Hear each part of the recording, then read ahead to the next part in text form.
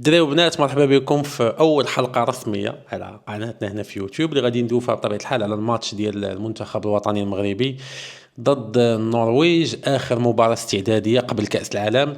المباراه اللي شخصيا كنت كنتسناها، وقيلا نقدر نقول اكثر من المباريات ديال كاس العالم، لانه هي اللي كانت يا اما تثبت الثقه اللي كانت عندنا في المنتخب وفي الطاقم ديال المنتخب بقياده الناخب الوطني محمد الوهبي الطاقم ديالو كامل، او لا كانت غادي تدخل لنا الشك وتخلينا نفكروا ونقولوا واش حنا واجدين لكاس العالم ولا لا. ولكن المباراه عموما كانت مزيانه، سالات بواحد نتيجه ما خيباش. وبالنسبه لي هذا النوع المباريات ماشي النتيجه اللي مهمه بتاتا، زعما نربح نخسر نتعادل، زعما جو مون فو، اكثر ما انه نعرف راسي كيفاش غنلعب، اكثر ما انه نعرف راسي واش مستعد نلعب كاس العالم ولا لا. مباراه كانت عندها جوج ديال الاوجه. الوجه الاول هو التشكيله باش دخلنا، هو ديك 50 و 60 دقيقه الاولى لعبنا. والوجه الثاني من بعد دوك 7 ديال التغييرات اللي داروا، اللي ولينا شويه مرونين على ارض الميدان. اول حاجه غندوي عليها هو النقل التلفازي، كارثي جدا. نقل تلفازي ماشي كاع في المستوى، ماشي حتى قريب للمستوى، لانه اول حاجه داك البانو بيبليسيتير اللي كان بلانكروست، اللي هو الدوبل ديال المساحه ديال البانو الصغير. يعني كاين بانو صغير اللي كاين في التيران، وكاين دوبل المساحه ديالو فوق منه اللي كيبان لنا غير حنا المغاربه في التلفازه.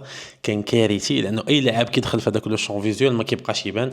دويت عليها في البدايه ديال الماتش، راه كنت درت واحد ستوري نحطها لكم هنايا، وقلت انه خص المسؤولين على هذا الجرافيك انهم يردوا البال، لانه فريمون ديجا اصلا الوقت الشمس ماشي هذيك، اللاعب كيدخل الظل معلق يبدا يقدر، وزدنا داك لانكريست اللي كان كارثي بكل مقاييس. ثاني حاجه هو انه واحد الوقيته تقطع البث من اللي رجع الفريم باي فريم معطل بزاف، وخدا واحد 8 حتى 9 دقائق وليماج ساكادي وكتقطع وبيكسيليزي. ثالث حاجه وهذه اللي بالنسبه لي لا تغتفر، هو ليطالوناج ديماج. كاميرا كتبان لك نت، كاميرا اخرى كتبان لك بيضاء، كاميرا اخرى لارج، واحد لارج بعيد كيبان لك زرق كاريمون. كيفي اصلا ما عرفتش هذاك الانجينيور دو فيزيون اللي خدام هذا الماتش هذا واش ما كانش كيبان ليه هذا الشيء. المهم حنا بالنسبه لنا في البي جي ام، يعني البث اللي كيوصلنا حنا كان فيه مشكل كبير. وكنتمنى في كاس العالم بطبيعه الحال ما يكونش هذا الشيء، لانه راه حتى في الفول اش دي راه كانوا كيبانوا الدراري فهمتي يفلو.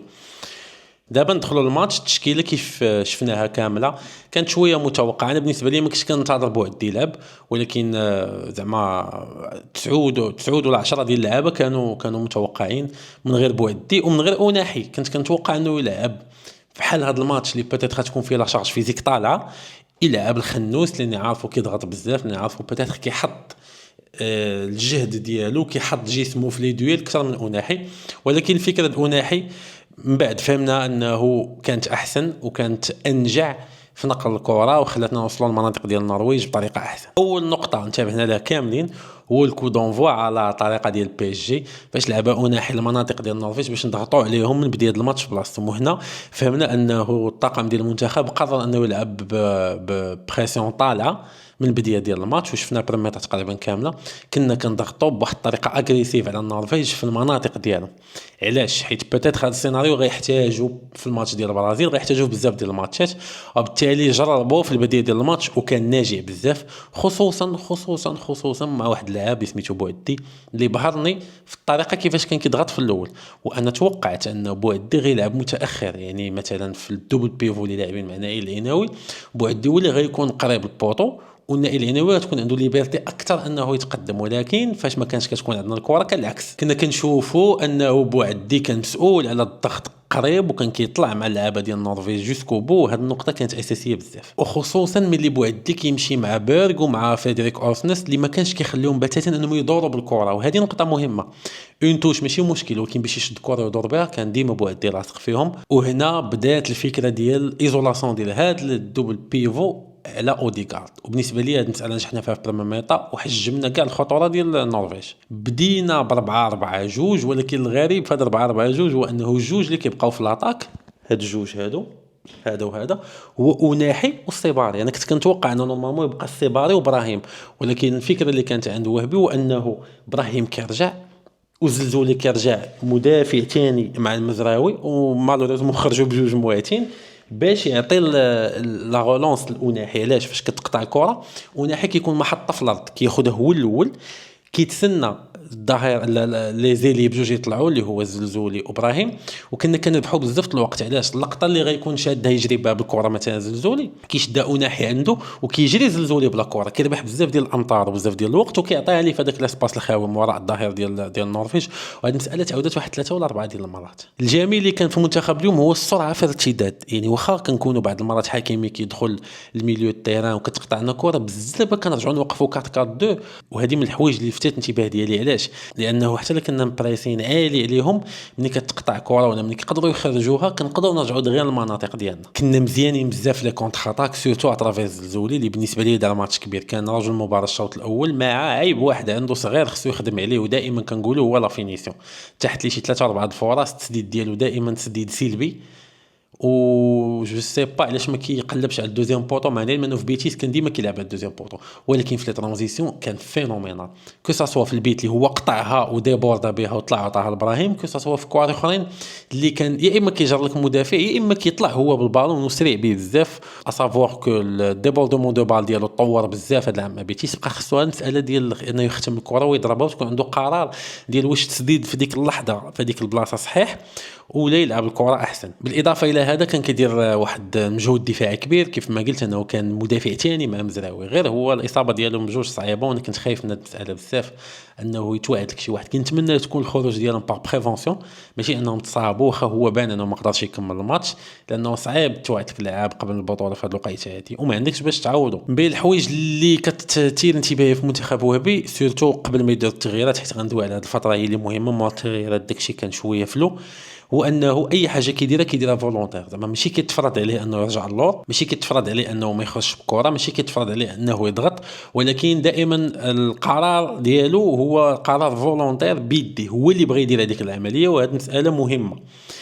طالما كنقدروا نطبقوها راه مهمه. ما عرفتش غدا بعد غدا ضد البرازيل واش غيفرضوا علينا نلعبوا بشي طريقه ولا لا، ولكن المهم هو انك تكون داكشي اللي كدير انت اللي باغي ديرو، يعني بمحض ارادتك، ماشي شي منتخب كيفرض عليك ديرو. كنا مزيانين فاش كنا كنقرروا نرجعوا للور ونقتلوا لادفيرسير بلي كونتر اتاك، خصوصا بلي ترانزيسيون اللي كانوا عالي المستوى وكان باين انها مخدومه ترانزيسيون دو لين، اننا نمشيو في هذيك لالين اللي دار مثلا الزلزولي فاش قطعها في هاد لالين وطلع بها جوسكو بو وعطاها لابراهيم دياز. كانت مخدومه ترانزيسيون ديال ان اناحي هو الثيرد مان وياخذها في ميليو التيران ويتسنى اللعابه انهم يطلعوا، كيف قلت محطه ارضيه ماشي سمائيه لانه ما كانش عندنا لاعب طويل. كانت مخدومه ترانزيسيون اخرى ديال اشرف حكيمي ديبول دي بالون، كنعرفوا لا كاليتي ديالو كيفاش كيخرج بالون بوحدو. واهم حاجه في هذا المنتخب هو لا فيرتيكاليتي، يعني ما كناش كنفكروا دائما اننا ندوروا كره ونصبروا، مي ديما كنا كنلقاو ديلين باش تطلعوا، كوساسوا هادي كوساسوا دياغونال.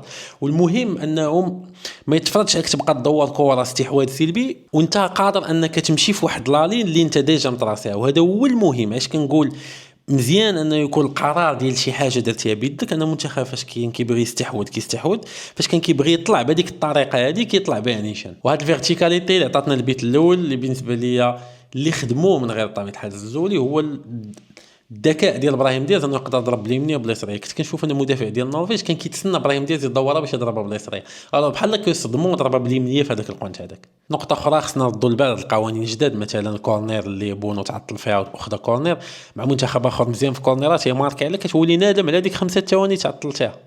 كيف خصنا نكونوا ضابطين القوانين، ضابطين هاد لي ستريكتور الجداد اللي ولاو في كاس العالم، وما بقاوش نمشيو عند الاربيط نحتاجوا بزاف. ديفونسيفمون كنا واقفين مزيان، واللي عجبني انه ليسباس اونتر لي دو لين ديالنا، يعني الكات ديال الميليو كات ديال ديفونس كانت بحال شي شون دو مين، ما كان حتى شي واحد يدخل لها. كندوي على هاد المسافه هادي دابا، هادي اللي اعتبرناها لين ياك واعتبرنا هادي لين، هاد لا لين هادي فريمون ما كان كيوصل لها حتى شي واحد. كتشوف انه سورلوت مثلا، سورلوت كان كيحاول يدخل ليها من هنايا ولكن كيبقى يدور بوحدو لانه عارف انه ما كيقدرش يقيس كره في هذيك لالين لانه كانت فريمون كوفير مزيان.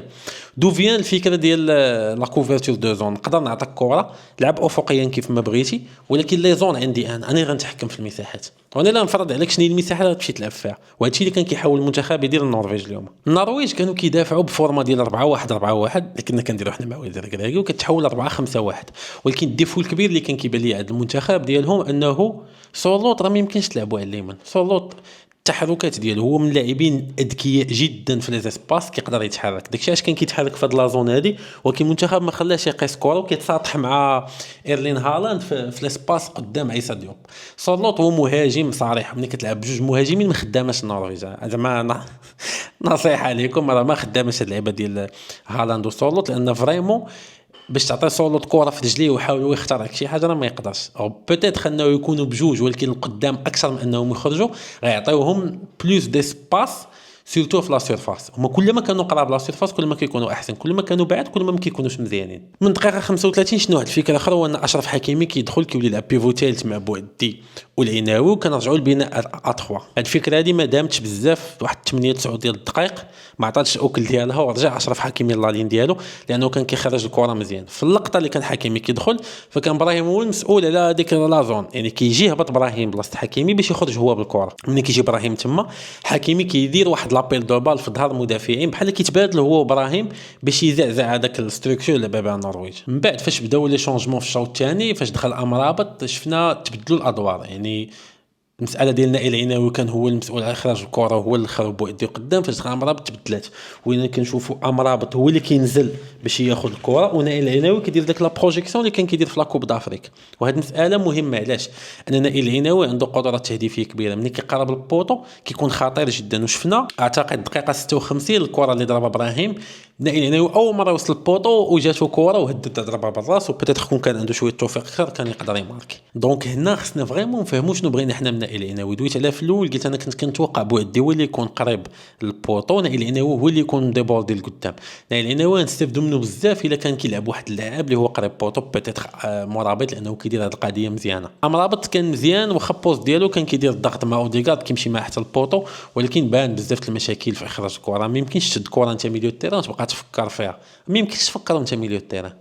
طالما كتفكر وانت لاعب في هذاك البوست ما خصكش تلعب، راه خصك تشد تلعب ديجا تكون فكر شنو هو السوليوشن اللي عندك، وانت واقف بشويه عليك عارفهم غيبريسيك وتاخذها والك من اللور. ابخي الشونجمون درونا هذه القضيه. كانت الفكره الاولى ان بيلد اب 3 فيه سعدان وحلحال وبالعماري، مع العلم ان سعدان فريمون كيخرج كره مزيان من رجليه. وهذه الفكره خلاتنا نشوفوا وحدي واميموني طالعين بزاف لقدام، ولكن ما دامتش بزاف لانه النرويج قررت انها دير لنا بريسينغ عالي، وبالتالي اضطر الواحد يرجع واميموني تا هو. ليدي جديده اللي شفنا اخرى هي الخنوس اغوش، خنوس في الاكستريم غوش، ماشي في الوسط، ماشي في العشرة، ماشي في النوف ايدمي.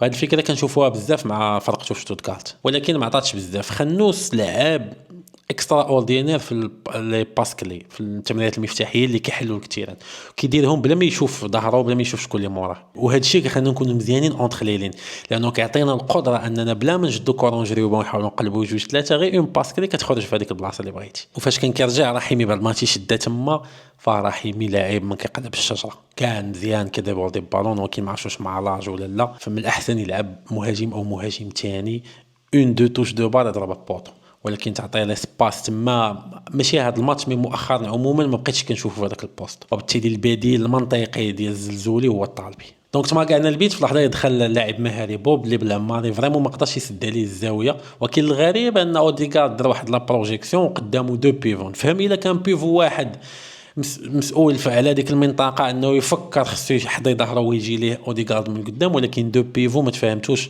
شكون اللي يزيد لقدام شكون اللي يزيد للور. ما اعتقد امرابط هو اللي كان خصو يكون في هذيك البلاصه وما يخليش اوديغارد انه يدخل لها. وهذه في لحظه سهو في كاس العالم راه ما يتماركاش عليك غبي، تقدر يكون هدف حاسم ويسالي لك الماتش. وهذا هو المشكل فاش كتقرر انك دير لي كوفرتور دو زون. كوفرتور دو زون خصك تكون فيها خفيف بزاف، لانه لا زون ديالك تقدر تكون كبيره ويقدر يدخل لك شي لاعب مهاري وتكون اونتر دو جوور، تعرف لانتويسيون ديالك تقول لك راه الكره غادا تمشي على هذا اللاعب. عموما ماتش مزيان خرجنا فيه بزاف الخلاصات، اهمها انه ستيل لعبنا به بالاول مزيان نقدروا نلعبوا به. ثاني حاجه بدا كيبان لنا انه فريمون وهبي، لا اعتقد انه يفكر يشد الكره بزاف. السيستم اللي بدا به في بدايه الماتش غالبا يبدا به ضد البرازيل، عطيهم كره نلعبوا على ترانزيسيون رابيد ونكونوا اغريسيف في الضغط، والضغط العكسي سورتو اللي عطانا مثلا بالثاني كونتر مدغشقر، ونحاولوا ندافعوا ككتله ونهاجموا ككتله. كان هذا هو اول فيديو لينا تحليل كامل، غادي يكون بارتيات منه في انستغرام. تابوناو لانه في كاس العالم ان شاء الله نبقاو نديروا بزاف هاد الفيديوهات على المغرب وحتى على المنتخبات العربيه. ونعمتوا.